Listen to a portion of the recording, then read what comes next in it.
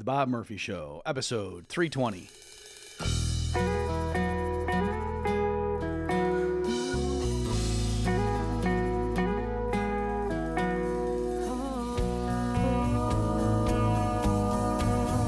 There's a tidal wave coming. What you gonna do? Get ready for another episode of The Bob Murphy Show, the podcast promoting free markets, free minds, and grateful souls. It's your source for commentary and interviews, conducted by a Christian and economist. Now here's your host, Bob Murphy.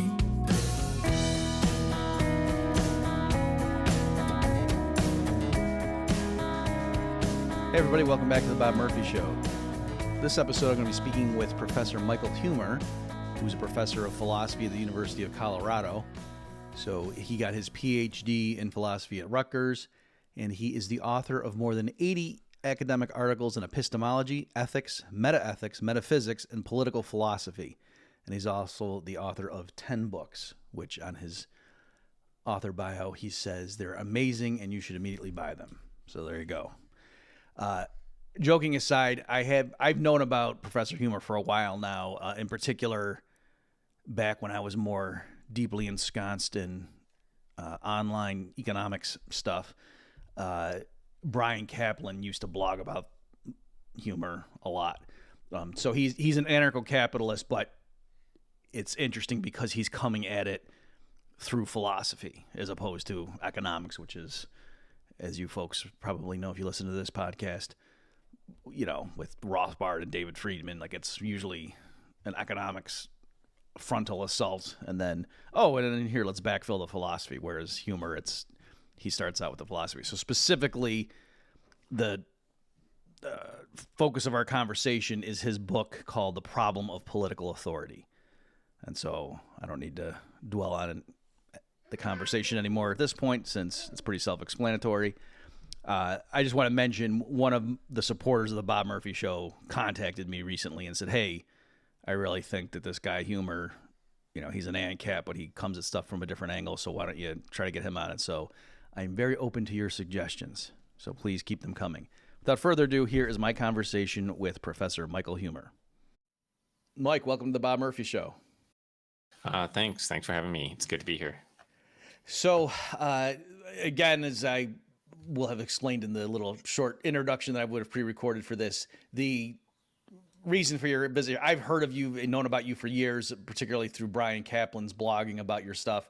And then finally, I had some of the supporters of this show emailing me saying, you got to get this guy on because he's got an interesting take on problems of political institutions that is not just exactly the same thing. It's true. You have very smart listeners. Yes, clearly. Very good taste. So why don't we start with this? So just so you know, so with my show, I'm coming from the Rothbardian tradition. So, you know, my viewers are very familiar with anarcho-capitalism, stuff like that. And so, you know, so first of all, your book's The Problem of Political Authority. Yeah. Do you want to just start, you know, give a sort of a, and there it is, what a handsome volume. Give a you know, overview of what you're trying to do with that book, and then maybe we'll start drilling down into some specifics. Yeah. So I called it The Problem of Political Authority because there's a fundamental philosophical problem in political philosophy, which is what is the basis for the authority of the state? Mm-hmm. Right now, you know, when I say the authority of the state, well, the authority is a hypothesized moral property that the state would have that would explain why they're entitled to do things that would be wrong if anyone else were to do them. Mm-hmm. So like if I decide to go out and tax people, they call that extortion, and I would be sent to prison by the state, by the way. But moreover, almost everyone would consider that is unacceptable behavior. Okay, even if I'm, you know, taking the money for a good cause, like if I decide to just like steal people's money and then I give it to charity, that's still considered wrong. Okay. Or, you know, if I decide that there's another country that's posing a threat and I'm going to just go over there and start blowing up buildings and shooting people, they would call me a terrorist. And that would be considered very wrong. And the state, by the way, would also consider it wrong. They would put me in jail. But they're doing the same things. Right? Mm-hmm. So why is it okay for them to do these things and not us? Right? And the answer to that is they have authority and I don't have any authority. Okay, but so the philosophical problem was, well, why do they have authority, right? And now, just to be clear, there's a distinction between having power and having authority. Having Mm-hmm. power is the ability to make other people do what you want, the ability to force other people to obey your will. And authority is having the moral right to do that.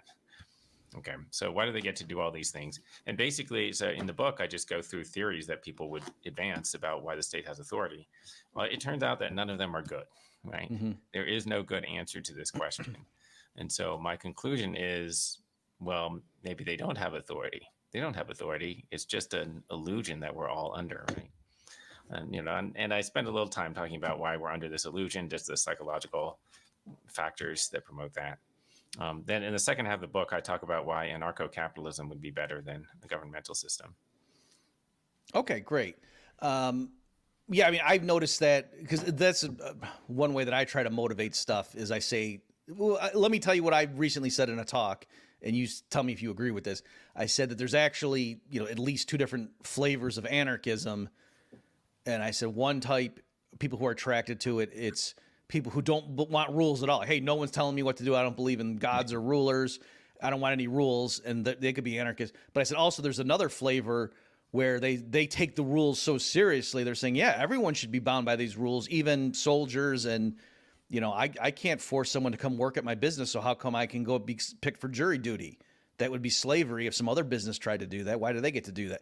And so are you okay with that approach to try to get people to just start thinking, that is kind of weird? Yeah. So I'm the second kind of anarchist, I guess. Mm-hmm. Like there are moral principles. I don't understand why there should be a special group of people who are exempt from the rules, right? Yeah. Okay. And so, and like you, and I've seen other people come back and they think that this is like a very childish. So I'll tell you the kind of thing I've seen. Somebody would say something like, well, okay, yeah, but you guys are, I don't know if it's begging the question or raising the question, but to say, right, like I could say, you're not allowed to ground your 8-year-old son because, you can't go around grounding some other kids. So that would be kidnapping. So therefore no one, and then he said, no, but the point is it's your kid. And so you do have the authority to do that. And so you guys are just arguing in a big circle. You're saying, I don't think the state has the authority to do these things. And so therefore it doesn't have the authority to do these things, but you're kind of just that's the whole issue under dispute. Yeah. I mean, maybe one thing you were raising there was, parents have authority over their children. So you can tell the kid that he's grounded, but you can't do that to an adult. And, or to someone else's kid. Yeah.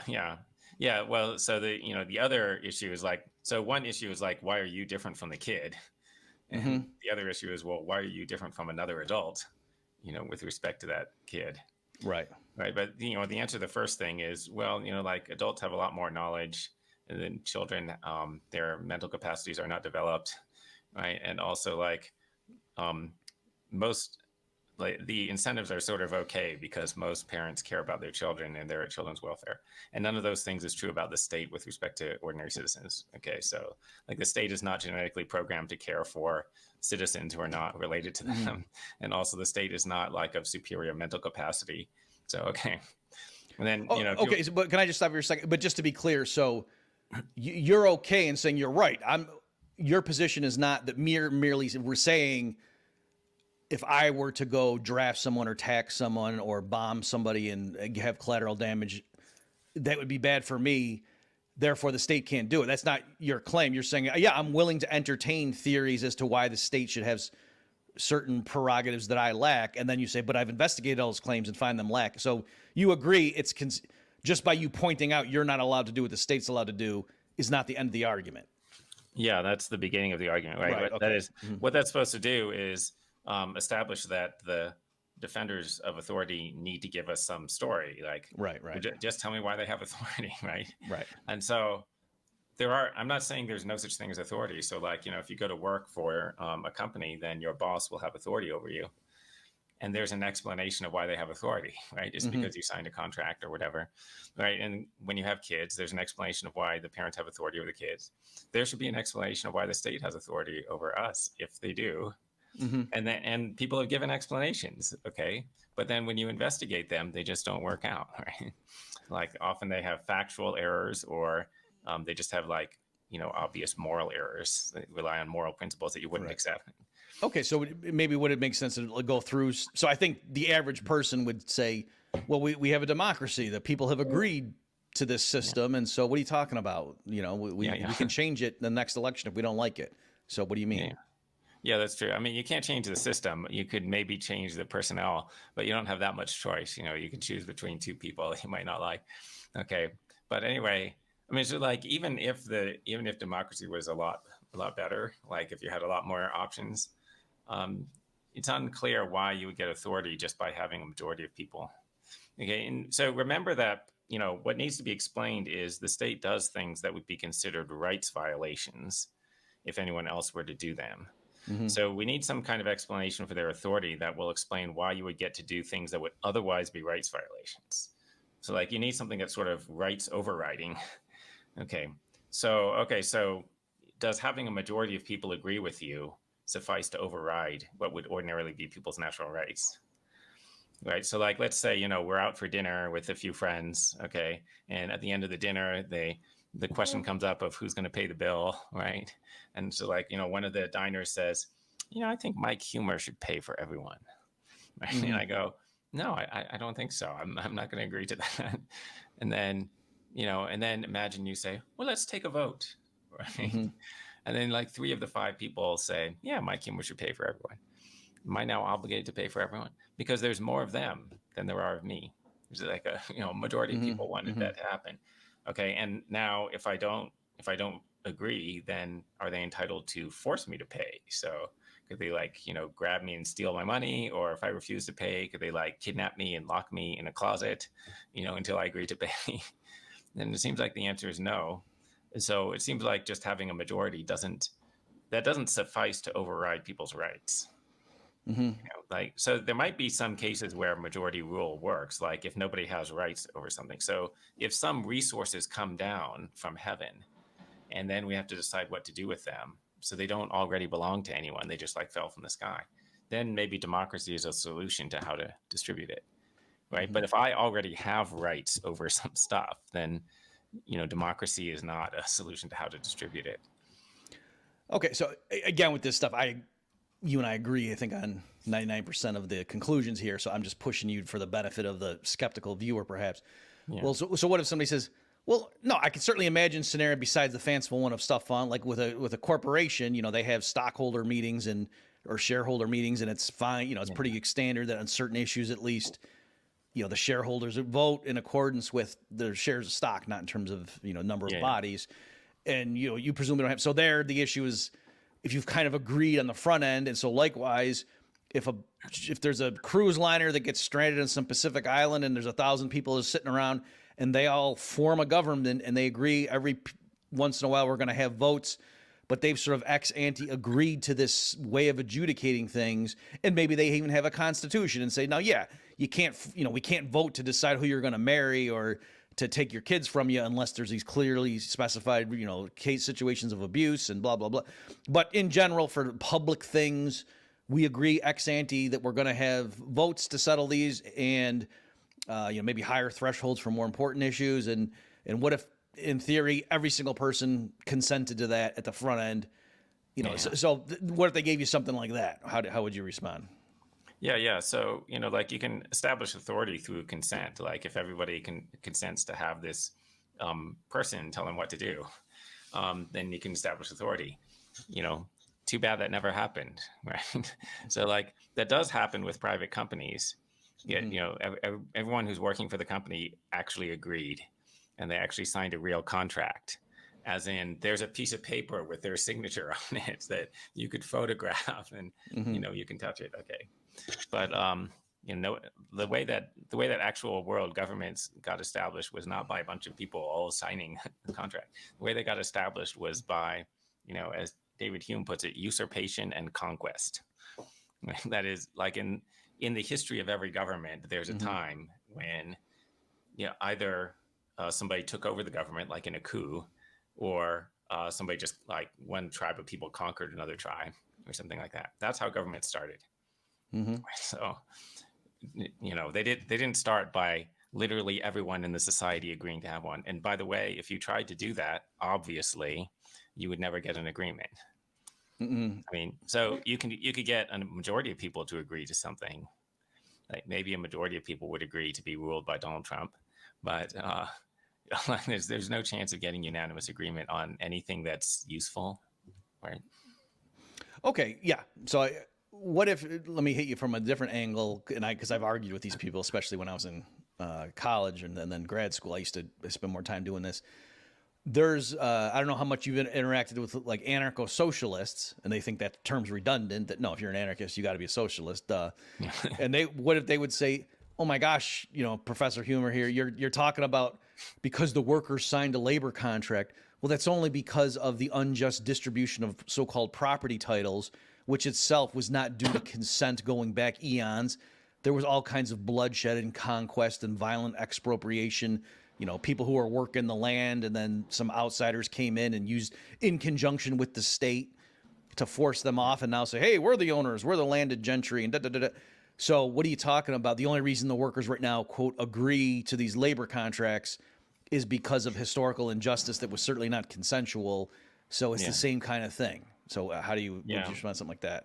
Well, yeah, I mean, there's a couple of issues there. Yeah, okay. So, one issue is how should we address historical injustices? And you might say like every piece of property that exists today has like an unjust history behind it, right? Because like, all of the land that's occupied was probably stolen at some time in history. Mm-hmm. And then it was passed down from there, and it doesn't matter what happened after that. Whatever happened after that, it's not a legitimate title. And then all other material objects were created by taking resources from the land, so nobody owns anything. Okay, but like, what conclusion is this supposed to lead to, right? Like, this is supposed to lead to socialism? I don't see how.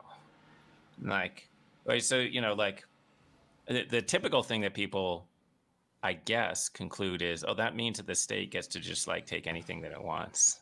But no, like that doesn't mean that the state owns anything, right? But so, whatever the solution is to historical injustices, it's not that somebody just gets to declare that now they can take anything and give it to anyone, right? Which is like what the state is doing. Okay, but then if you're an anarcho-socialist, I don't understand how that's supposed to be a solution to this. Like, so now what? So now the workers own everything? Like, how is that? They don't have a legitimate title either, right? But anyway, like the main problem I have with anarcho-socialism is, well, there are many problems. But anyway, like one of the more obvious problems is, suppose that you establish the anarcho-socialist paradise. Suppose everything is, just you wave a magic wand and suddenly everything gets to be just the way that the anarcho-socialists want. So all businesses are turned into worker cooperatives, I guess, right? The state disappears and like all of the capitalists have given up. Okay, then what happens? Well, then they would just convert it to a capitalist society, right? Because there are these workers who collectively own these businesses. Workers can sell their shares in the business. They can do that because there's no one to stop them from doing that because there's no government, right? And like the workers could just vote to do that. And why would they do that? Because if they sell their shares of the business, then they get money now and they eliminate risk, right? Because like if you're an owner of a business, then you're at risk of losing your stake because the business could fail, which frequently happens. So if you're risk averse or if you have time preference, you might want to sell your share of the business to somebody who has more risk tolerance or lower time preference. And there's no one to stop that from happening because you're in an anarchist society.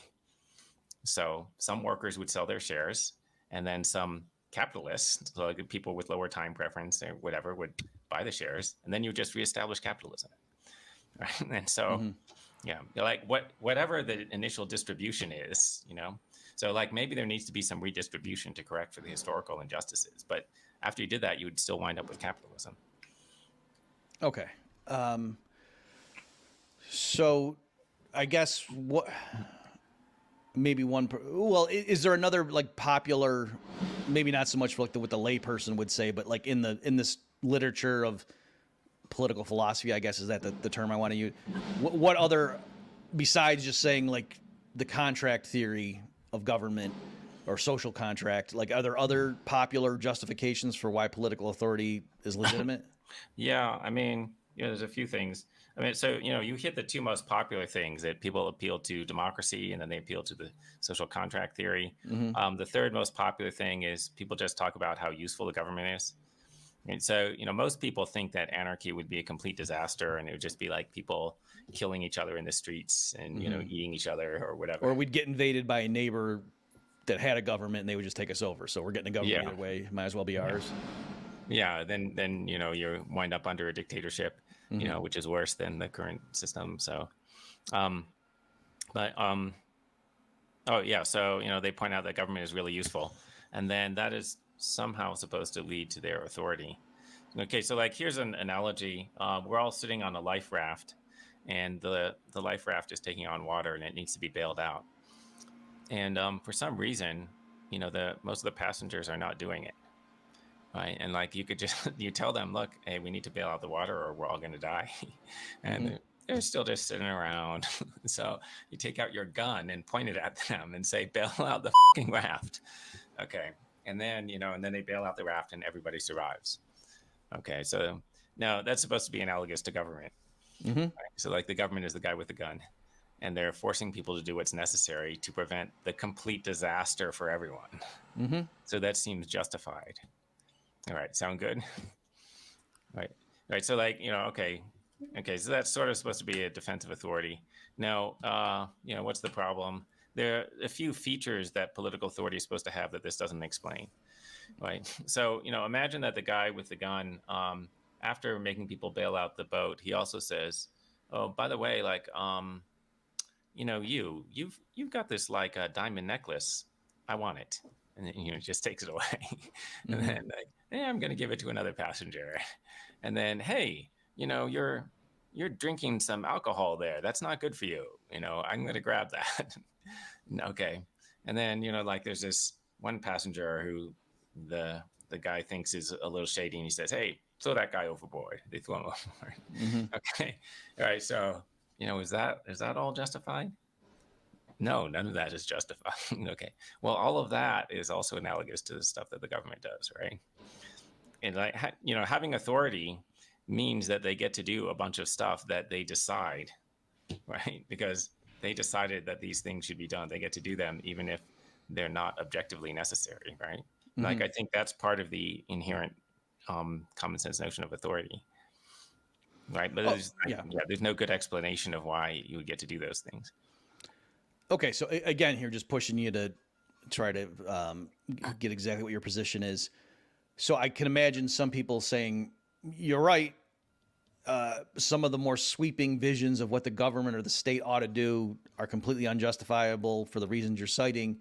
But what about like reading like a Bastiat or a Thomas Paine or even a Ludwig von Mises, where they're coming from is there are some core functions that they thought the government has to do, and like the way Bastiat certainly would ground it is just people starting with their natural right of self-defense, and they just cede that to a group that's more capable of enforcing it or protecting it or validating those rights, and then so it raises some issue of taxation, and then I think like somebody like a Mises would just say, right, it's a thorny problem, but the government needs revenue. And so, yes, given that the government is absolutely essential to provide courts and police for property right protection and then to repel foreign invasion from outside armies, you need some revenue to do that. And yes, you got to have some taxation. But beyond that, no, the government shouldn't go beyond those bounds, and it shouldn't tax for redistributive purposes or social. It should just be the bare minimum,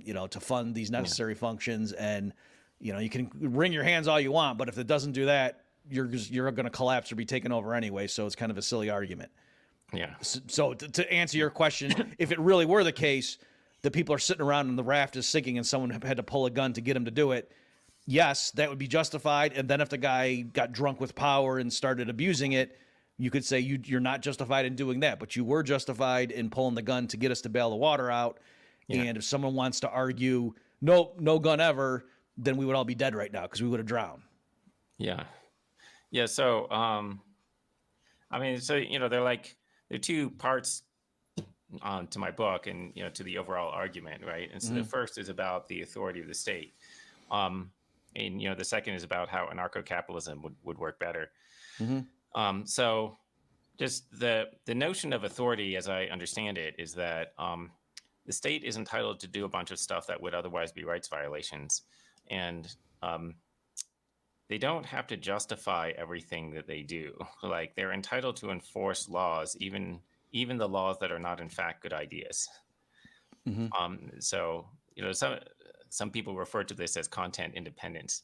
That is, they get to enforce the law, and it's not dependent on the specific content of the law. Okay, so and just like to maybe convince yourself that this is part of the notion of authority, the notion of having authority is the notion of being above the other people in a certain sense, all right? And like you get to command them. Okay, and the guy in the life raft doesn't in fact get any authority. So like anybody, so if the life raft is in danger of going under and everyone is going to drown, then anyone has the right to force people to bail out water or do what it takes to get the boat bailed out. So after that guy, the one guy forces everyone to bail out water, that doesn't prevent anyone else from forcing people to bail out water. That doesn't prevent anyone else from forcing him to bail out water. The guy who's forcing other people, you can also force him to bail out the water, right? And also, it doesn't give him the entitlement to just make rules just because he thinks it's a good idea, right? To make rules that are not objectively necessary, right? So like, there's no sense in which that guy now has a superior moral status to anyone else, right? And so he doesn't in fact get authority. Okay, and so now in the first part of the book, I argue that, well, so if the government doesn't have authority, then the result of that is libertarianism. Because, the libertarian philosophy is just that the government shouldn't do any of the things that we wouldn't want anyone else to do. Now, if you're a minimal state libertarian, then you think it's okay for the government to do certain things, but those are only the things that would be okay for anyone else to do. So the government can stop, they can prohibit murder and theft, right? But also, like, that doesn't give them a superior moral position to anyone else. Like, anyone has the right to stop murderers and thieves, right? Or, so I think. Right. Right. Okay. And then, so like by rejecting authority, you're supposed to get to, libertarianism, at least minimal state libertarianism. And in order to get to anarchism, then you need to realize that actually the state isn't necessary to prevent the breakdown of social order, right? Which is, a longer argument, which, I know you're familiar with, but, you just have to make the argument that there's another way of having social order. Yeah. So, I mean, even when I was trying to steelman it and presented the views of like a Thomas Paine or a Bastiat or a Mises, a critical link in their claim was that we need something, what we call the state or the government, to provide police protection and courts and a military, because otherwise, it's game over. And so that's part. So it's almost like I don't know, technological is not the right word, but yeah, it's just a theory of how the world works. That's an empirical fact, maybe, that they were just mistaken about. And so, if you can just show them that, no, just like if they thought for whatever reason that only the state could teach kids how to spell, you might say, so therefore we need public schools, because otherwise, without people knowing how to spell, what are you going to do? And then to say, well, but no, you could have private education. Well, then that would be kind of important. If someone really believed only kids could only learn how to spell through state-sponsored teachers, that would be, in our view, erroneous view that would color their view of political authority. Yeah. Okay. Yeah. I mean, just like think about the socialist societies, right? Where they thought the state should provide everything, all goods. Right? How did that work out? That didn't work out very well. And so, there are some areas in our society where goods are just standardly provided by the market only. Then there are some cases where the market and the state provides them. Like, there are private schools and there are public schools. And then there are things that are only done by the government. Okay. The things that are provided by the market, like, we know that the market is better because we can compare our society to the socialist countries, right? And I mean the actually socialist countries, Right. where the government actually controlled all capital, not the quote socialist countries where there's still private ownership of capital. Right. Okay. Anyway, so Scandinavian like welfare state kind of thing that people call socialism. Yeah. private people are still running the companies. So okay. Anyway, so like it works out better when the private people run the companies. Okay, and then what about cases where, like in our society, we still have both government and private actors providing the thing, like education? Well, there the private schools are generally considered to be better, right? Or you have UPS versus the post office, and most people think UPS is better. And so okay, and then you come to these things that we haven't tried private provision of, like police protection.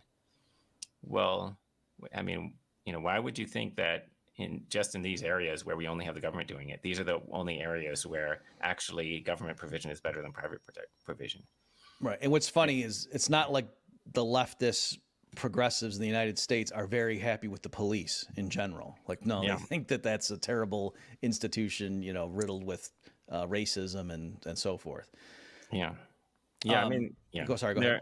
And like the progressives are largely mistaken, right? That is, the police are not as racist as they're saying, but they do periodically kill people, and in America they kill people more often, than the police in other countries. Any private company that does that? Do you ever hear any cases of security guard brutality, like private security guards just beating out of people, or like killing unarmed people? Okay, I don't hear any of those stories. Why is that? Because there's competition and they will lose business to their competitors who don't kill people unnecessarily, right? Yeah. But the police can keep doing that, and they can keep their jobs because they're paid by the government, by tax money. So you don't have any choice but to pay them. And the public too, if when people post videos of some cop clearly, using excessive force, was like, oh well, next time someone's breaking into your house, I guess you're just gonna, call the pizza guy, huh? Where, like you're saying, if it's private security, if you get food poisoning at Wendy's and you complain about it, no one's going to say, oh, well, next time you're hungry, I guess you're just going to go eat a plant. Like, no, I'm allowed to be mad at a particular company. It's not that it's all food, yes or plant, no. But well, sure. Some people. I should have eat a rock. How's that? Okay, so can I just with the time here? So I want to hit two things. So just to have Michael.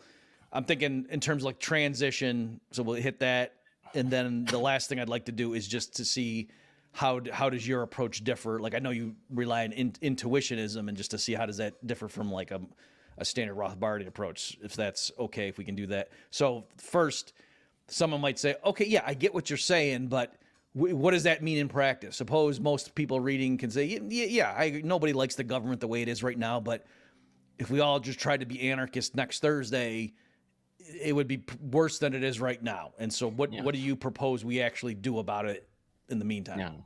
Yeah. So, we need to make a gradual transition. And like the first step should be, the government should start outsourcing some of its, so-called minimal state activities. So they should start outsourcing the policing, meaning get private security guards to provide security instead of the government police.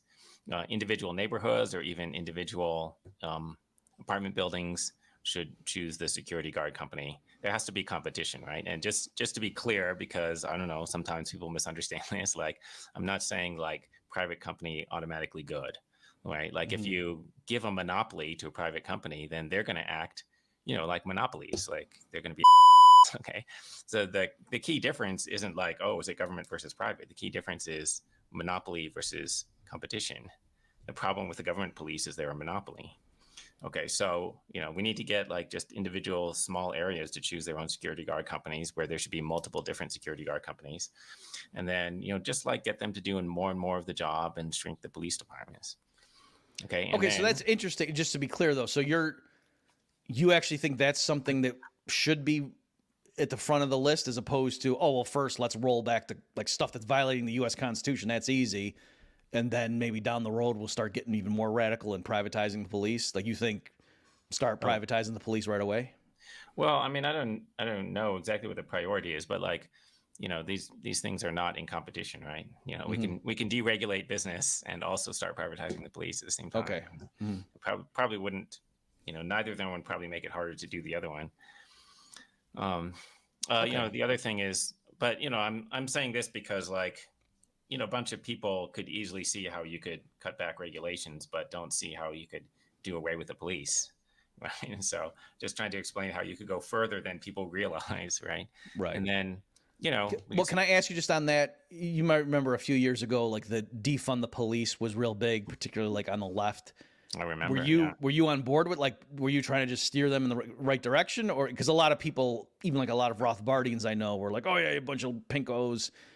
Yeah. And I didn't take that tag. Whether I did like point to my work and say, hey, if you guys are serious, here's, I've written on this. This is how you could actually defund the government police. Yeah. So I'm just curious, did you try to latch onto that and do anything with it, or? Well, I mean, I was saying, hey, why don't we privatize them? Privatize this stuff. Like, I don't know exactly what the defund the police people meant. I mean, like, it sounded like maybe they thought, yeah, we'll just like cancel that and have no security. Right. Like, what are you thinking? Right. But, I did try to get some mileage out of it in favor of privatization. I don't know if anyone listened to me, Well, but what's interesting too is with some of that things too, I would try to push it and say, if we can just agree that we're not going to have, state-run police agencies like in Chicago, then that's really all you would need, because whether they're for private police or not, in other words, how would the state stop companies from going in and, sending in guys with body armor and stuff to be private police enforcement if there's no Chicago PD to arrest those guys and say, you can't do that. We're the cops. So it is a little bit like, even it doesn't really matter what our visions are, if we could agree. And in practice, I think this, Michael, like some of them, when they said defund the police, all they really meant was reduce the police budget slightly to free up money for social service spending. They didn't actually mean disband the police, because we still want to be in charge. If somebody's doing something we don't like, we do want to send the cops in to shut them down. So we need the police.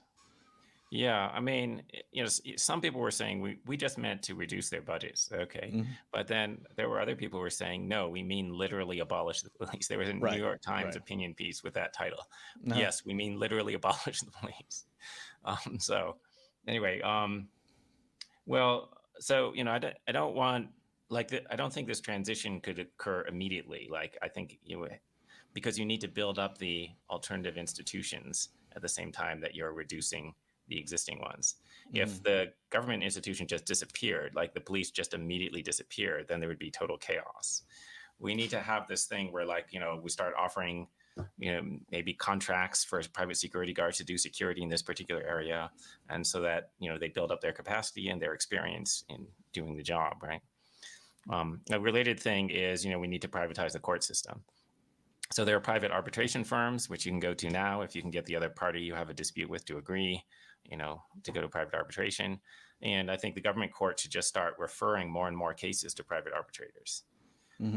Like initially the government would probably they'd have a list of private arbitrators that operate in this area. And then they would somebody tries to file a lawsuit, they would go, hey, here's a list of private arbitrators. You guys agree on one of them, right? And then maybe they could just have more and more cases handled that way. And, I think even criminal cases should be handled by private arbitrators. Right. Because, every court case is, in a sense, a dispute. There's a dispute between a plaintiff and a defendant, or if somebody's accused of a crime and they claim they didn't do it, then there's a dispute between whoever accused them and, the person who's saying they didn't do it. So, and then, they should agree on a private arbitrator to go to. Right. And then so eventually you could have the police and the courts privatized. Right. And then there's not that much left of the government then there's the legislature. Right. And then, and basically I think that the legislative law should be replaced with common law. So, which is judge-made law, which but just for the audience, laws made by judges making decisions in cases where people had a dispute. And so the judge gives a decision, then he gives his rationale for the decision. And then that rationale becomes a precedent for future cases. And so it becomes a kind of law. Out of curiosity, I know when I was looking at this stuff years ago, when I stumbled upon the distinction between law and legislation, I know Hayek stressed that, and that to say in earlier societies, they believed in law, but they thought they discovered it. It wasn't that the political rule, the rulers of the tribe or whatever could declare murder to be wrong. It's no, murder was illegal. It was a crime. And they could enforce it, but it wasn't like it was illegal because the people in charge said so. Like they viewed it as, and it was only like more modern with the hubris of, man and the Enlightenment. I don't know if it was the Enlightenment, but to say to think that, we can, like, that's what legislation was in that distinction. So is that something you hang your hat on, that distinction, or is that not really valid? Yeah, well, yeah, there's a distinction between different kinds of law. I mean, so there's statutory law versus common law. And common law, I just think, is usually superior. It's more subtle and more responsive to the actual needs of people. Like, it's more responsive to what actually happens in real cases. And it's less susceptible to being taken over by special interest groups, right? Because, like, statutory law, well, special interest groups can go to Washington and try to influence the statutes and, like, try to get the congressman to, make laws that favor their company against their competitors and so on. And, like, it's really hard to change common law, right? Because you don't have a group of people who are sitting there just all day trying to think of a rule to make to impose on everyone. Right, the judge can only do anything if somebody brings a case to him, and then he can only rule on that case. So, so there's less potential for abuse, right? Right. But so, what you mentioned was sort of the natural law tradition. So, like, I believe there are objective moral principles. So there are things that are objectively wrong. I don't think that's the same as the law. Okay. But in previous centuries, people used the word law in a way that was maybe ambiguous, right? Or maybe it was like a combination of these things, the things that are like the correct moral principles and the social conventions, right? Okay, but anyway, just within laws that are created by people, there is this distinction between the judge made and the legislator made. And, like, I don't think we need the legislators. Okay. I think I see what you're saying. Okay, so why don't we now just transition? We got like about 10 minutes left. So I think maybe you just hinted at it a little bit. So in a standard Rothbardian vein, it's, hey, we can use our armchair reasoning, which isn't to disparage. You can use armchair reasoning to come up with the Pythagorean theorem, to come up with, some elements or the structure, some key tenets, at least features of what the law would look like in a just, free society. We can call it libertarianism, flowing from the non-aggression principle, for example, and homesteading and things like that. And that's kind of the superstructure of what the law code would look like in a free society. And yes, there's a role for judges in going and applying it to specific cases, but we can sit there and bang out treatises on what a just legal code would look like. Am I right? Do you disagree with that, or are you just saying that's not even, you don't need that for the case you're making? Oh, well, yeah. So, I mean, like, I think people have a natural ability to sense what's objectively right and wrong, although they make a lot of mistakes about it. Right now, I mean, the defense of anarcho-capitalism, I think you can make the case just using natural human selfishness. Like, I don't think you have to assume that everybody is altruistic or, like, super moral or whatever, right? Because, and that's good, because it's going to be unstable if it depends upon high levels of morality. People have a sense of morality, but their moral motivation is weak. Okay. And their motivation to promote their own interest is stronger. But fortunately, in the anarcho-capitalist system, there are mostly incentives to do the right thing. Right now, you could have a situation where, like, the society has incorrect values, and so then then the anarcho-capitalist system winds up with the incorrect rules, right? Because, like, the private arbitrators are going to try to make decisions that will look fair to third-party observers. And that's because they want to maintain their reputation. But what looks good to third-party observers depends upon what the values of the society are. So if the society has bad values, okay. But, obviously the same is true of democracies. The same is true of any society. If the society has incorrect values, then you're screwed, right? Okay, yeah. So I'm partly here I'm relying because I had read David Gordon's review of your book, and he was focusing a lot, I mean, because that's where he's coming from, was focusing a lot on that you were, like, positing a sort of moral intuitionism, which it sounded like you just alluded to. So are you setting that up as a, like, hey, if we want to start trying to convince the average American that their notion of the state is really misguided, and that, if I can work with you and teach you some economics and blah, blah, blah, maybe in a year you'll call yourself an anarcho-capitalist. is your point that I don't need to get into fancy theories of morality? All I got to do is appeal to stuff like murder and theft and rape are wrong, and if you grant that, then I can kind of lead you to the path to anarcho-capitalism. Well, so I think you can get to libertarianism from common sense morality. Okay. But I think you can't get all the way to anarcho-capitalism without like talking about the economic stuff and Sure, like how right. the system would work. Yeah, because like even if it's sort of a rights violation for the state to like steal our money, if that's the only way to prevent a complete breakdown of society, then that's still what they have to do. Right. So it's sort of like if you have to steal some bread in order to survive, it's a rights violation, but you still got to do it. Okay. Right. So, and like complete breakdown of social order is bad enough that it would justify stealing money. Okay. So you really need like the arguments about how anarcho-capitalism would actually work better in order to get rid of the minimal state. Right. Okay, so can I use it just to continue that analogy? So is it something like this, that you're out with your buddy in the woods somewhere and you got lost and you've been wandering for a few days and your stomach's really growling, and maybe there was a stream so you've been able to drink so you're not dying of thirst. And then you see some guy's cabin that's all locked up for the season because the guy's not there. Yeah. And your buddy's saying, look, I know it's breaking and entering, but we're going to die. We got to break in this, and maybe we'll leave him a note and try to find him later and pay him back, but we got to steal. And then, you can sit there and argue philosophy with him, but if you see like, oh wait, no, there's an apple tree over there, let's go eat some apples first and reassess. Like that's really the thing to, so is it something like, do you get where I'm coming from? Like, is that kind of what you're doing vis-a-vis people in their view of the state, that, I can sit there and convince them that there's a sense in which taxation is theft and they can agree.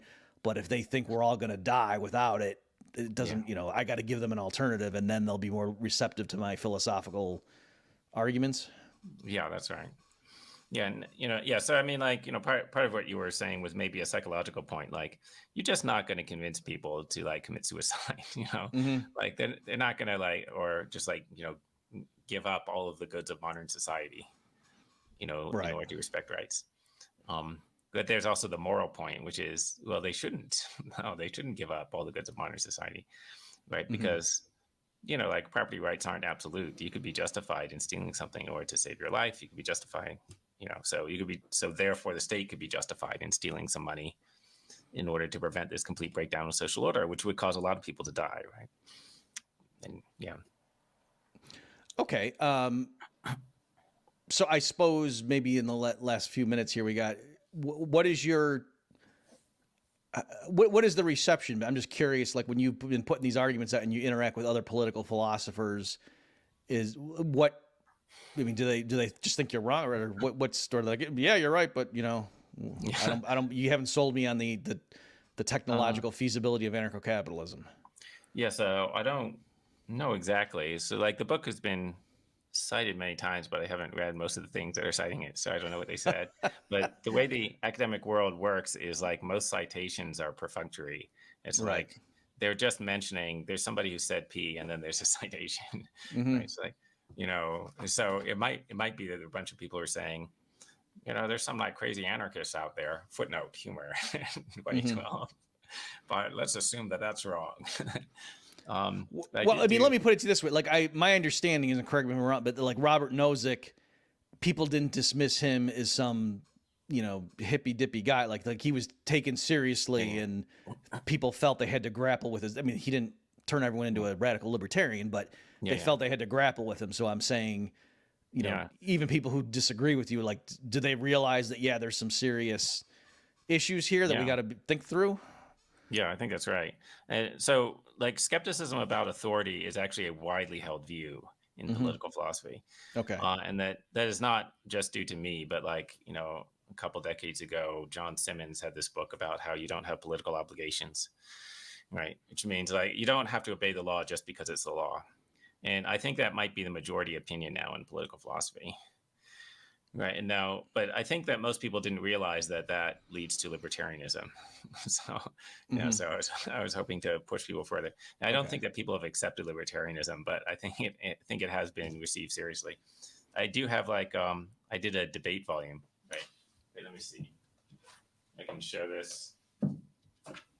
did a debate about, political authority is an illusion Hmm. with Daniel Layman, who's a contemporary political philosopher. So, and it's from Rutledge, which is, it's pretty good. So, people are thinking about it, but I think like not that many people are convinced. So they're like, just like still desperately trying to find some way that the state could be justified, right? Because I don't know, maybe because of status quo bias. Are you familiar in economics with like arrows and possibility theorem? Does that mean anything to you?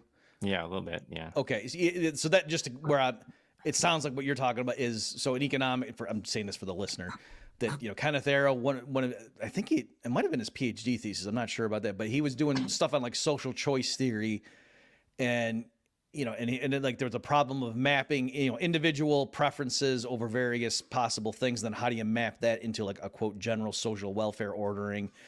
And he wanted to so the story goes. I don't know if this is true, but this is the way I was taught to me, that he was just trying to rule out some stupid ones. Like, obviously, if every single person in society thinks X is better than Y, the social welfare ordering should think that too. It shouldn't think Y is better than X. That would be stupid. So he just started coming with some pretty basic, transitivity, stuff like that, real basic things.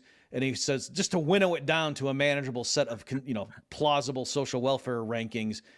And he ended up with the empty set. Yeah. And then he went, yeah. oh, and he published that, and look at that. And so you would think that would be like a literature ender, that would just be boom. And instead, the economists who were interventionists were just like, oh, yeah, okay. And then they just worked around it and came up with, well, if we assume the preferences have this feature, then blah, blah, blah, blah, blah, blah. And it was like nothing happened. And I was like, are you kidding me? So anyway, I'm just wondering, is like that you can drop a bomb and, rhetorically or intellectually and show that, yeah, there's been no valid justification of the state to date. And they can be like, yeah, that's funny. So anyway, I think the top capital gains rate should be 47% because Yeah. Yeah. Well, like, I guess my view is perceived as being, sufficiently radical that, and there's a lot of stuff in philosophy that's like this, where there's some like radical view, but it has a surprisingly good argument. You can't figure out what's wrong with it, but you just have to go on with life. yeah. Right. Yeah. I don't know what's wrong with it, but man, we can't go that far. There's got to be something wrong with it. So anyway, let's just go on. Yeah. Like that. Anyway, and I don't have a theorem like arrows and possibility. Right. I just have responses to views that people have put forward. So maybe they can find another view, right? The arrow and possibility theorem, by the way, though, like I don't think it's that big a deal. So I think if you're like a smart interventionist, I think you'd be a utilitarian, and you just say, well, you just have to incorporate everybody's cardinal utilities, and you just have to add them together. And then, you get the preference ordering based on the total utility, right? And that, you can't prove that there's not that. Sure. Yeah. I mean, you certainly could do that. I mean, in other veins, though, like in terms of standard utility theory, economists were trying to see how much can we build up without relying on the assumption of cardinal utility. So I'm just saying this was not the way economists wanted to be modeling stuff. But because they realized, I'll put it to you this way. I see all kinds of people talking about the welfare theorems and to say, oh, so market allocations are not optimal because look at, they don't. So I'm saying when the result proves, what they like, then, oh, they hold it up and, hey, we love markets, but look at all the ways markets fail because this model says so. But to say like, no matter what, you're never going to get, a valid way to transmit individual rankings to a social welfare ordering that just, so what? Anyway, I realize we're kind of saying the same thing. Okay, well, I get what you mean too, that, yeah, you're not like proving no such justification could exist even in principle. You're just kind of saying to date, somebody show me a good justification because I don't think there is one. And one might think that would bother people that gee, let's try to meet this guy's challenge. But yet I'm wondering if they actually don't care. And I guess really what I was wondering is, do they basically say, this is kind of a fool's errand, there's all kinds of areas where we can't justify stuff, but we still move on with our lives? Or do they say, oh, well, he set up a straw man. Clearly, this is the way you justify the state, and Huemer's just wrong, and he hasn't knocked this argument down, duh. Yeah.